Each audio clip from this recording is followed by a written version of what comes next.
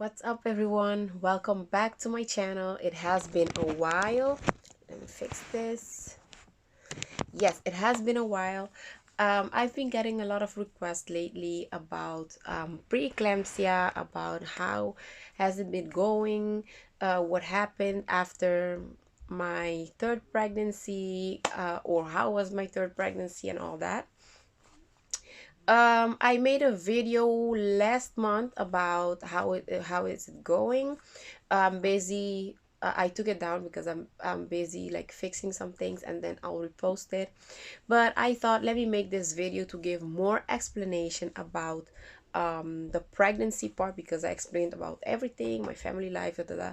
But I want to give more explanation about my pregnancy, how my third pregnancy went, sorry, how my third pregnancy went, if I had preeclampsia, what or not, what did I do not to have them, but what happened afterwards, what else did I got, da da da. So yes guys, my third pregnancy, my second pregnancy, you guys know that with my first pregnancy I had preeclampsia and HELLP syndrome. uh it was hell. Okay, if you didn't see those videos, go back and check those videos. My second pregnancy, yeah, it started with a lot of fear. I had fear the whole pregnancy, basically, because you guys know that once you have preeclampsia, the fear that comes, the fear that you feel is you won't experience your pregnancies um, the same, never, never, ever again. Or if you had preeclampsia the first time, then all your pregnancy you will still feel fear with all of them, because it's an awful experience. But there is hope. With my second pregnancy, I did not get preeclampsia, and I did do some things to prevent it. Although they say you can prevent preeclampsia, I did do some stuff to prevent it, or to help myself. If you didn't check that video, I made a video about it. If you didn't check it, go back and check it. And yes guys, after 1 year of giving birth to my second child, I got pregnant. No, not after 1 year, after 5 months and a half. I got pregnant after doing a C-section, my second C-section, 5 months and a half after giving birth.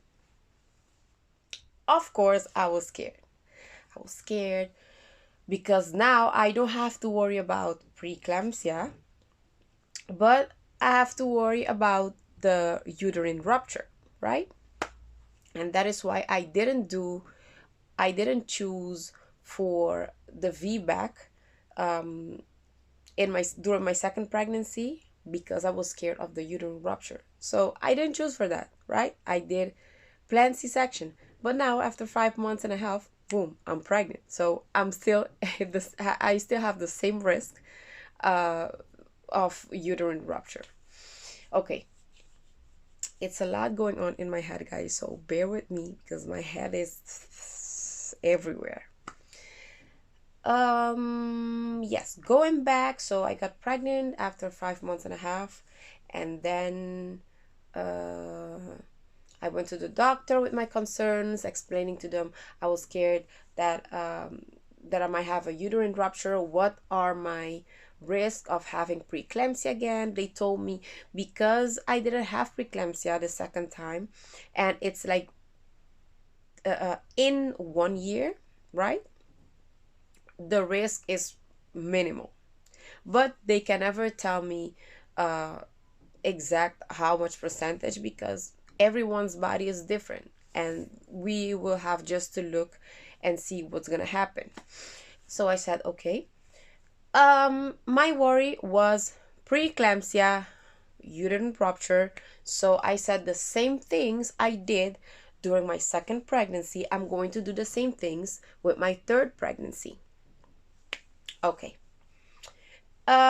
If you are someone that believes in God or don't believe in God, then just listen to it, don't worry about it. But I do believe in God, and I know that God is the reason that I'm talking to you guys right now, because before the herbs and everything I did was prayer.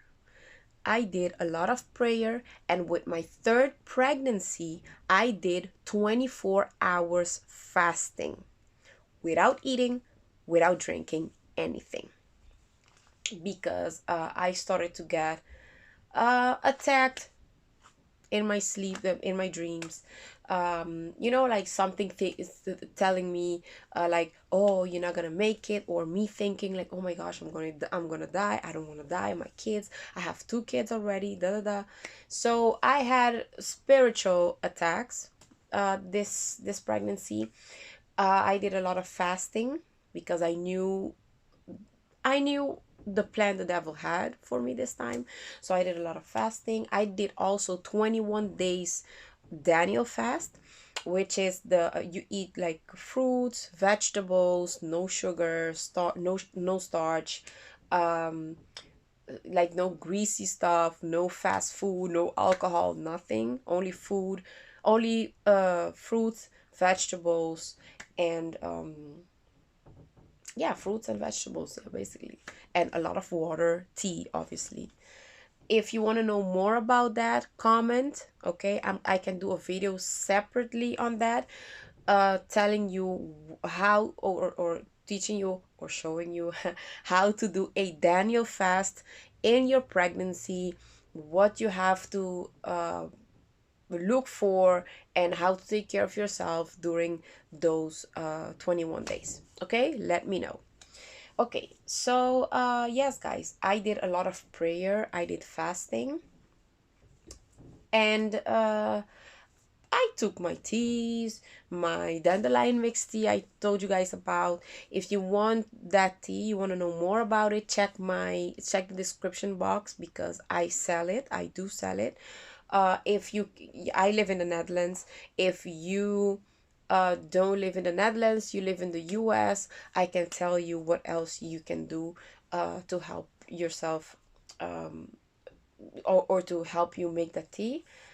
So I drank the tea. I drank a lot of water, and this time what I did was also I ate a lot of watermelon. I had a craving for watermelon, and it was good because watermelon has a lot of water.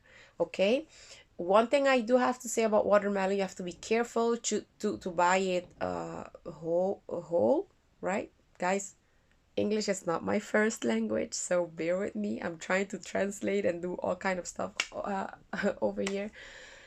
Do not buy watermelon that it's cut already, okay? Because you can get bacteria, and it can become a chaos, another problem on top of what you have, and that's not what you want, and that's not what you're going for. So make sure you buy the watermelon whole, and then you do the cutting, the washing, and the cutting at home. That's what I did. I ate a lot of watermelon. I didn't eat a lot of sugar or things with sugar. I didn't eat a lot of starch. Also, I made sure to eat healthy. So yeah, I was watching more for the pre-eclampsia and the uterine rupture. 20 weeks, right?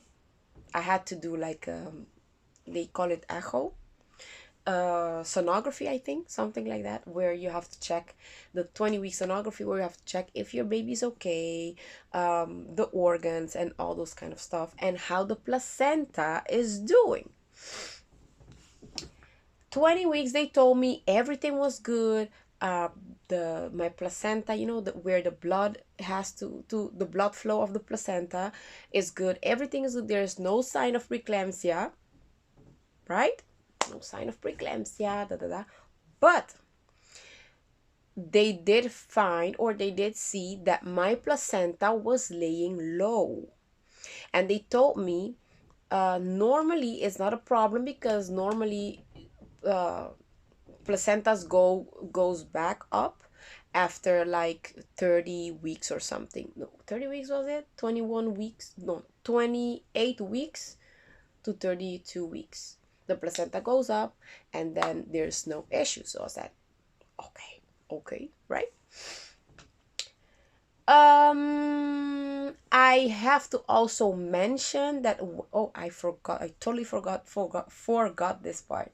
When I was pregnant, the first 10 weeks, yes, I did had a lot of bleeding also.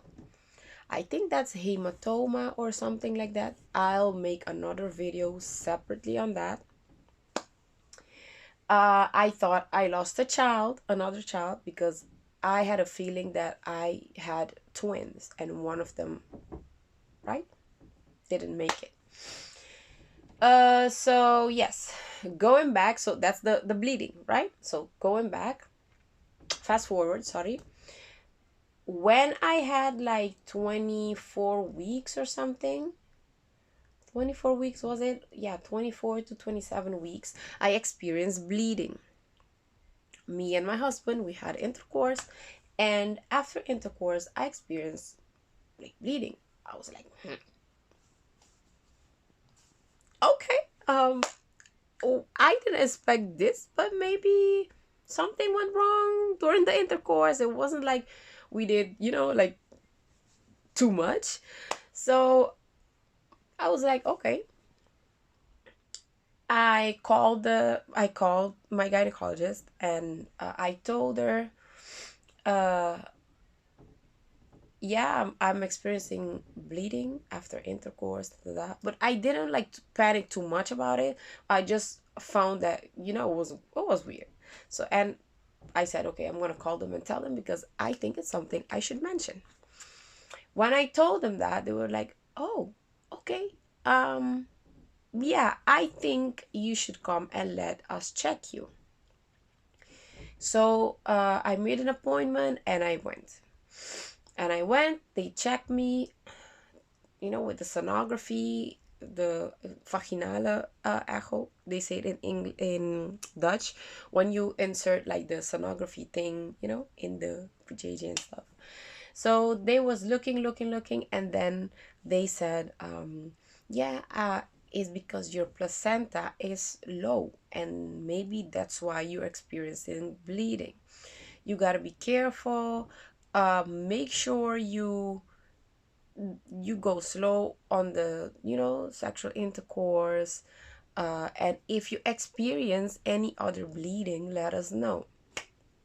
So I was like, okay, I'll just be relaxed. We're gonna take a break on the sexual intercourse.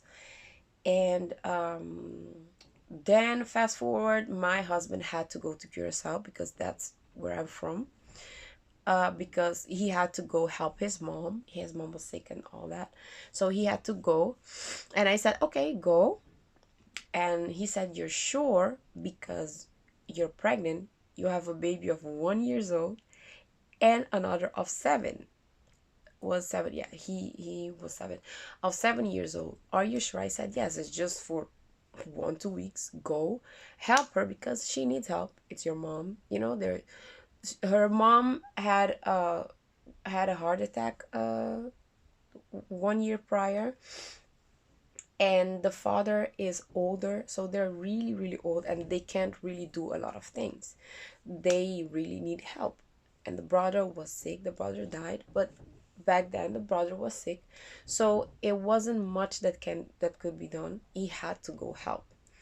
I said, okay, go for 2 weeks, and then after come back so you can help me.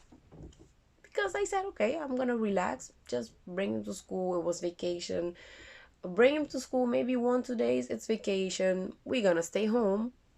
I'm just gonna do what I do always, right? And the one of 7 years old, he can help me with the little one.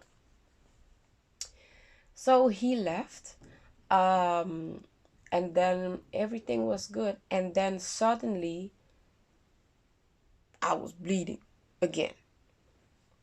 I said, no, wait. One day before he left, we did intercourse, and then nothing happened. I was like, okay, well, then he left, and then I was bleeding. I was like, huh?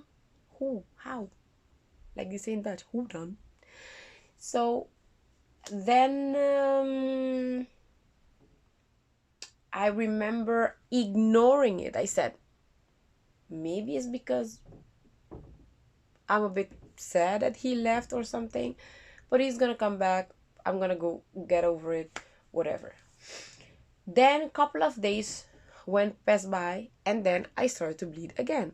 Like not bleeding, but how do you call it? Spotting.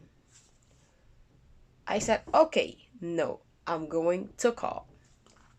I remember it was at night. I called and told my gynecologist that I am I bled a couple of days ago.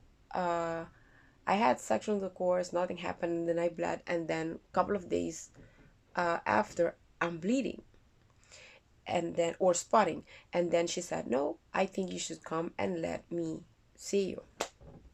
So I went to get checked, and they told me that, oh no, your placenta is still low.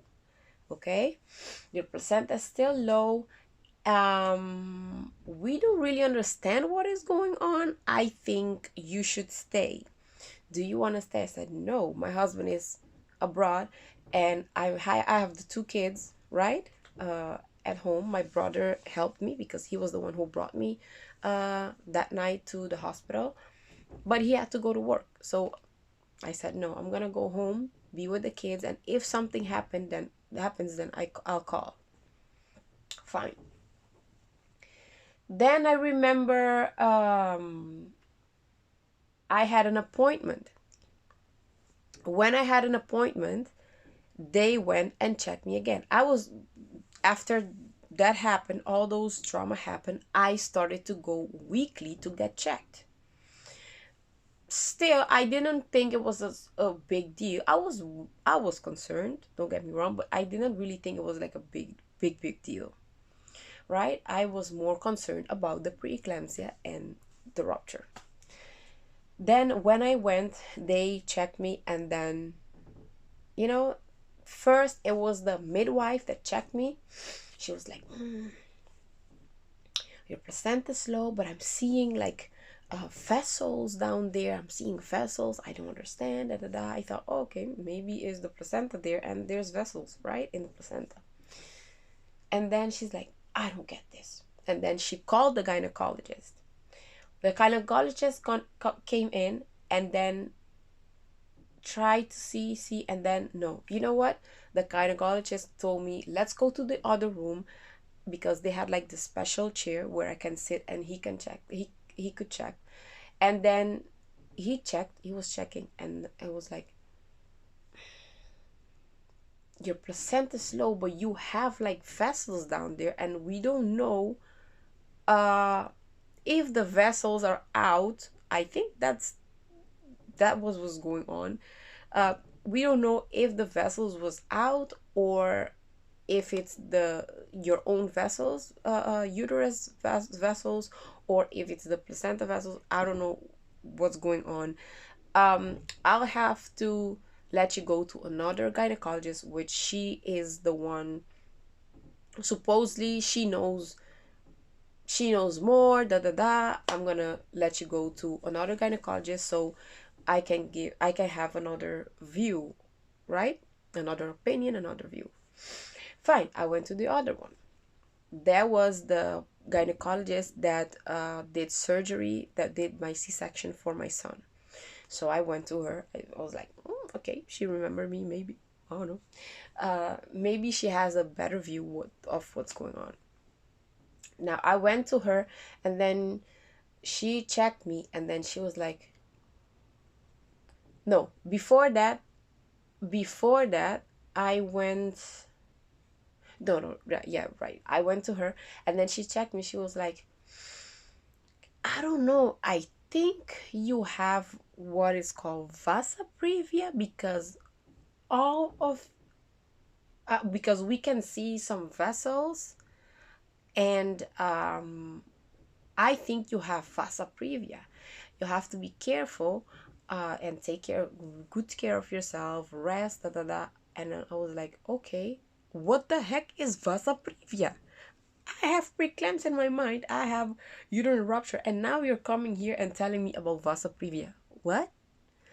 So I went home and did a genesis, right? Because what I do best is research. Google, Google, Google, Google the whole day, the whole night. Go and see why, what's wrong, da da da. So I went to see what was vasa previa. And I was like, no, this is dangerous because they tell you vasa previa is like when you have like vessels down there that came out, that's out of the placenta. And what happens, because the baby's head is there and the baby feeds off the placenta, if the vessel ruptures, right, and you're not in the hospital in 10 minutes, the baby, it can have consequences for the baby. Let me put it like that, you know what I mean. And I'm there thinking, but I live 30 minutes from the hospital I'm supposed to do my C-section with, right? So there is no, this is getting more serious than I thought. Then my gynecologist called me and said, yeah, you need to have some rest, da da da. But you know, we spoke about it, all the gynecologists, and we're not sure what's going on. But I'm gonna send you to uh, another gynecologist. She's like really specialist and all that. She's like an FMFM, what you guys have there in the States, and she can check how the placenta is doing, what is going on down there. So it was like I was like I don't know how to say it in English. Every gynecologist could just in out in out in out in out in out, right? I was like, okay, I'm done. Everyone is putting their fingers and things down there, and I'm so over it, right? Whatever happens after this happens because I'm done. So she checked me and then she told me, no, what you have is your placenta is low. Your placenta didn't go up. By that time I was like, I think 32 weeks. 32 weeks, 33 weeks, yeah. She told me your placenta did not go up. Your placenta is down. And if you experience any other bleeding, please let me know. That's it. I was like, okay. And then I went home. And then I said, what does that mean? What is going on? Because at that moment, I am so confused. Me and my husband, we were confused. What is going on? Do I have vasa previa? Do I have placenta previa? Do I have just low-lying placenta? What the heck is going on? So I went online and did some research and found out that I have placenta previa, right? And I'm like, why didn't she just tell me I have placenta previa and give me all those information I'm getting here? So I sent an email to my gynecologist and I told him, listen, I'm at a point I'm so fed up right now because you guys are confusing me. Okay, you guys are stressing me and giving me anxiety, and nobody is giving me concrete answers. What is going on? What do I have so I know how to take care of myself and what steps to take? They told me, yes, I'm so sorry you felt this. We were confused also. Da, da, da. Yes, you have placenta previa. And because you have placenta previa and the way the things are, you should, to prevent bleeding, right? Because remember, the baby keeps growing bigger and bigger, and she's pressing more and more on the placenta. To prevent bleeding and things becoming chaotic, we will have to do your C-section earlier than 39 weeks, because normally they do it at 39 weeks. Okay, first of all, with my second child, I didn't wait 39 weeks because I was like, the more I wait, the more risk I have that the preeclampsia will develop, and that's not what I want. I want the moment that she or he is a full term, out, because I need to be alive too to take care of them kids, right? So when he told me that, I was like, you know what? At this point, I am so scared. I just want her to reach full term. What is full term? 36 week or 37? Nah, 37 weeks, she's gonna be fine. Okay, she's out 37. If you want to, you can wait 38, because if you don't if you don't wait, then you have problems. She might have respiratory problems, da da da da da da. I'm a 37 weeker, right? Okay, I'm full term. I told him, listen, you guys are telling me I have this. Remember, I have to look out not to develop preeclampsia on top of all this. Okay?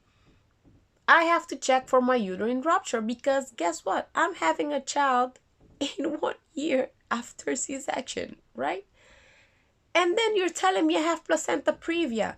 I'm not gonna risk to let the baby become bigger and bigger, and just for me to say, oh, I reached 39 weeks. No, no. She's gonna be, if she's fine, she's full term, because remember, I have a preterm baby as well. You don't want to deal with all the drama. So I'm like, if she's full term, let she get out, because I have 2 other kids to take care plus her. Okay, so we did an arrangement. 37, me and my husband, we spoke about the days. First we wanted a day and then another. We ended up choosing a date. We told the gynecologist the date, and then we waited for the C-section. Also, I did some research about placenta previa. What other things that can happen when you have placenta previa? Please check those details, because I forgot. I forgot, it was some time ago, but I think one of them was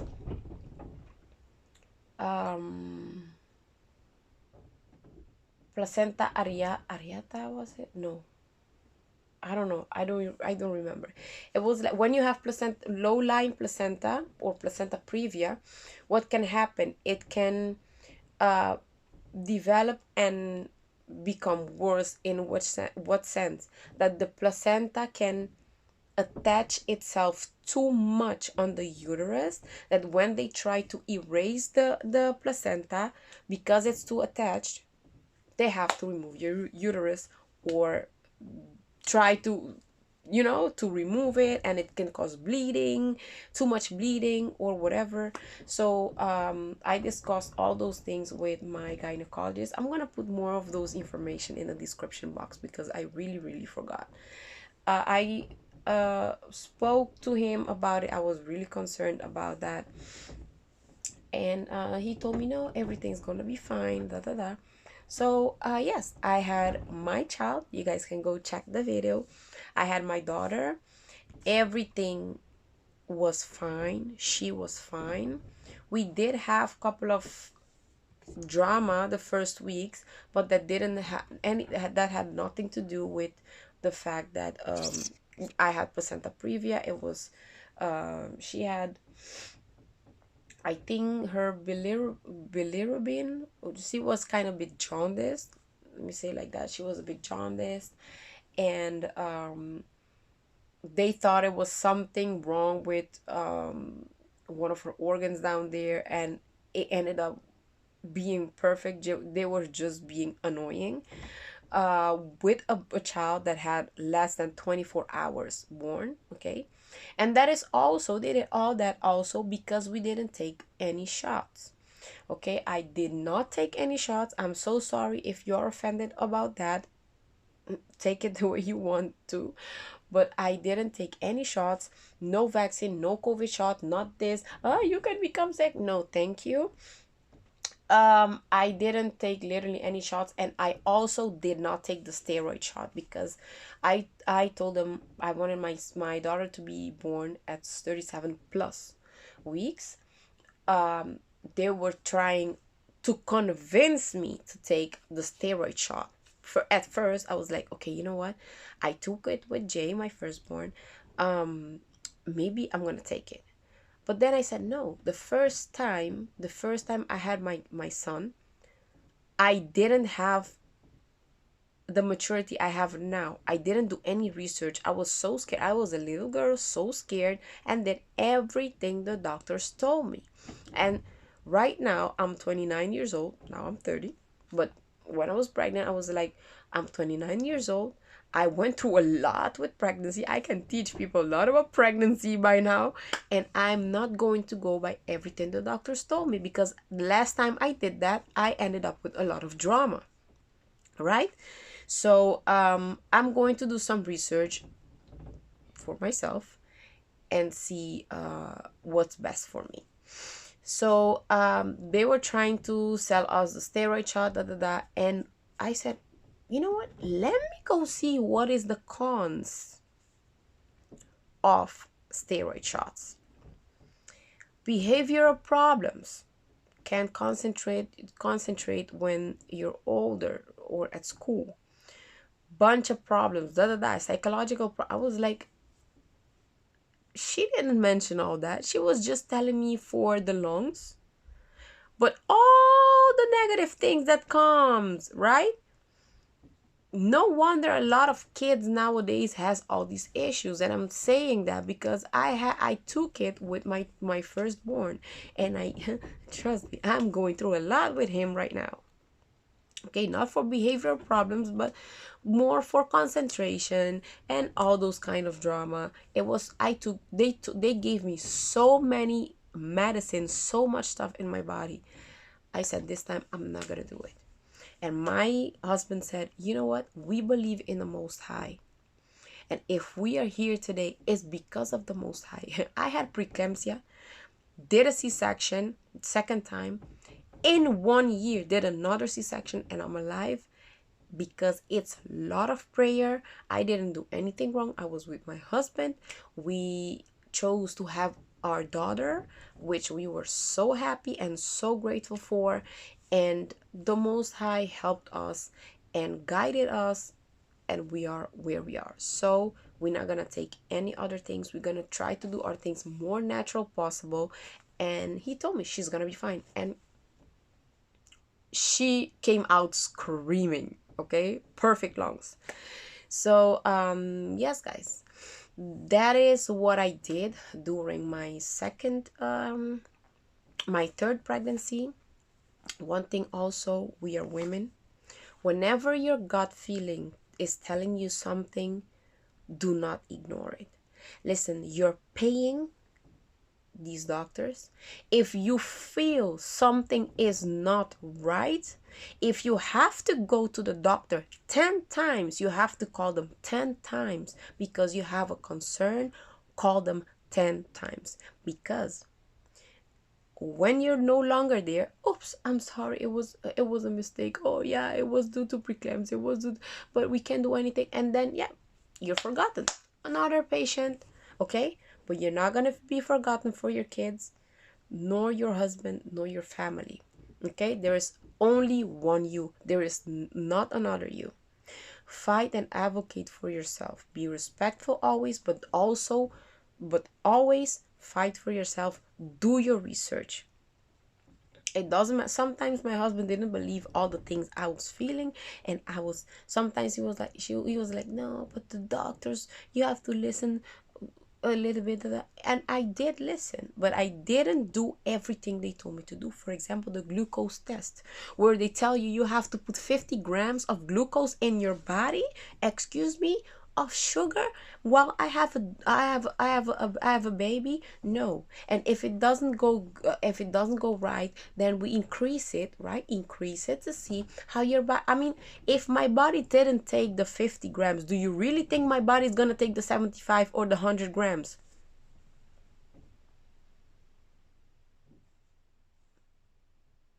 Okay, what I did was I went by my glucose meter, right?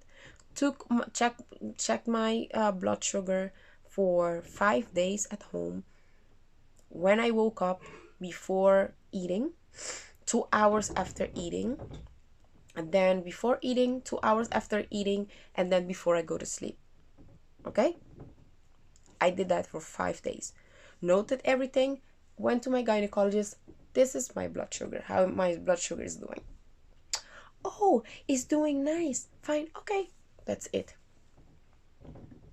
And I gave this advice to tons and tons of women. Listen, do not do that. There is other ways to check your blood sugar without putting that amount of sugar in your body, because that's going to harm your child. They're doing everything, give you a bunch of medicine, bunch of things that's going to harm your child. Okay, and then so that when they harm your child, and then when your child develops behavioral problems, right, ADHD, autism, and all that, so they can feel good to label the child, oh, he has problems, she has problems. Listen to the doctors where you feel you have to, and do your research for yourself and advocate for yourself, because it's your body, it's your child. Okay, it's you. Okay, now it's pregnancy, it's all cute, but once the child is out, it's you that gonna have your battles for the rest of your life for that soul. Okay, so do what you have to do. Go after your gut feeling. You feel something is not right, it's not right, go. And if they tell you it's right, then good. You know, so never ignore your gut feeling. It doesn't matter what your husband tell you, it doesn't matter what your mama is telling you, it doesn't matter what your doctor is telling you. If you have a gut feeling that tells you something is not right, it is not right. If you have to call 10 times and they get fed up, that means it's time to say bye-bye to that gynecologist and go look for someone that gives you that peace, that okay, you can call how many times you want. And like I said, prayer. If you go through a pregnancy without prayer, I know a lot of people telling me, no, but my pregnancy went good and I didn't need prayer. You don't know you don't know when, once that child is out, what's gonna happen to that child's future. Okay, when you're pregnant is the time you have to pray the most. When you're pregnant is the time that you have to sit down and think, what are all the sins you're doing and all the doors you're opening for yourself and your child? Because everything you do and the sins and that you have is going to transfer to that child. Okay, so it's the time for you to sit and meditate and talk with God. Ask Him for protection to cover you, cover your child, cover your child's future, and close all doors that you need to close. Okay, and fast if you can. I did 24 hours fasting, no food, no drink. Okay, but I know not everyone can do it. That's what I did. Again, what I did. And I did 21 days Daniel fast. You can, I know a lot of Arab people are doing it as well, and they're having more child than anyone. Okay, so yeah, talk to your doctor, your healthcare provider, if you have like some concerns, and let them tell you what is good, what not, okay. So guys, that is everything. That was everything. Okay, I'm working right now, and I got some requests. I said, you know what, I have my people abandoned, let me just go and talk to them. My kids are sleeping right now. The oldest one is awake watching TV right now, but he's on his way to go to sleep. I'm working. I said, let me go and take 10 minutes, which turned almost 40 minutes talking to my people. Okay guys, that was it for this video. Remember, if you have any question, you can message me. Check the description box. I'm gonna link everything, my social media and all that. You can talk to me there. I can give you advice. If you feel alone also, don't hesitate to contact me.